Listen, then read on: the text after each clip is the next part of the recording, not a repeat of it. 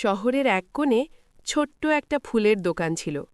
দোকানটার সামনে প্রতিদিনই লাল গোলাপ সাজিয়ে রাখত মেয়েটা। তার নাম ছিল নীরা। মানুষ তাকে চিনত গোলাপের মেয়ে নামে, কারণ তার হাতে ধরা গোলাপগুলো যেন কথা বলত। নীরা গোলাপ ভালোবাসত, শুধু সুন্দর বলে নয়, বরং কারণ প্রতিটা গোলাপের পাপড়ির ভেতর লুকিয়ে থাকত একটা গল্প। কেউ প্রেমে পড়ে গোলাপ কিনত, কেউ ক্ষমা চাইতে, কেউ আবার শেষ বিদায়ের জন্য। নীরা সব দেখত, সব বুঝত, কিন্তু নিজের গল্পটা কাউকেই বলত না। তার নিজেরও একটা লাল গোলাপের গল্প ছিল।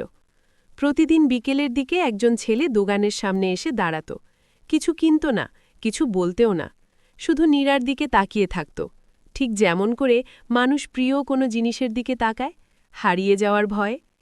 একদিন নীরা নিজেই জিজ্ঞেস করল, আপনি প্রতিদিন আসেন, কিন্তু গোলাপ কেনেন না কেন?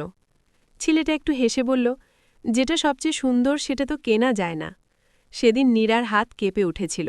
সে বুঝে গিয়েছিল, কিছু অনুভূতি দাম দিয়ে কেনা যায় না, শুধু অনুভব করা যায়। এরপর দিনগুলো বদলাতে লাগল, কথা হলো, হাসি হলো, নীরার জীবনটা যেন গোলাপের রঙে রঙিন হয়ে উঠল।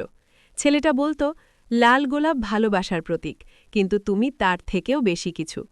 নীরা বিশ্বাস করেছিল, হয়তো একটু বেশিই।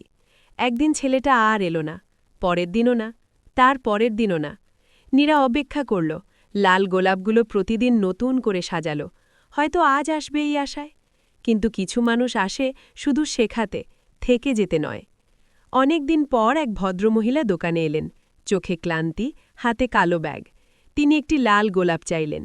নীরা গোলাপ দিতে গিয়ে ব্যাগের ভেতরে একটা ছবি দেখল, ছেলেটার ছবি। ভদ্রমহিলা শান্ত গলায় বললেন, ও আমার ছেলে ছিল, হঠাৎ দুর্ঘটনায় চলে গেছে। বলেছিল এখানে এক মেয়ে আছে যে গোলাপের মতো। নীরার চোখ ভিজে উঠল, কিন্তু সে কাঁদল না। সে শুধু সবচেয়ে সুন্দর লাল গোলাপটা তুলে দিল। এইটা নিন, এটা ভালোবাসার জন্য। সেদিনের পর নীরা বদলে গেল। সে আর কাউকে অপেক্ষা করায় না, কাউকে প্রতিশ্রুতি দেয় না। কিন্তু লাল গোলাপ সাজানো বন্ধ করেনি, কারণ সে জানে ভালোবাসা সবসময় মানুষ হয়ে আসে না। কখনো আসে স্মৃতি হয়ে, কখনো আসে একটুখানি ব্যথা হয়ে, আর কখনো আসে লাল গোলাপের নীরব সৌন্দর্য হয়ে। আর নীরা, সে আজও গোলাপের মতোই, নরম, সুন্দর, কিন্তু পাপড়ির নিচে লুকানো শক্ত কাঁটার মতো সত্যি।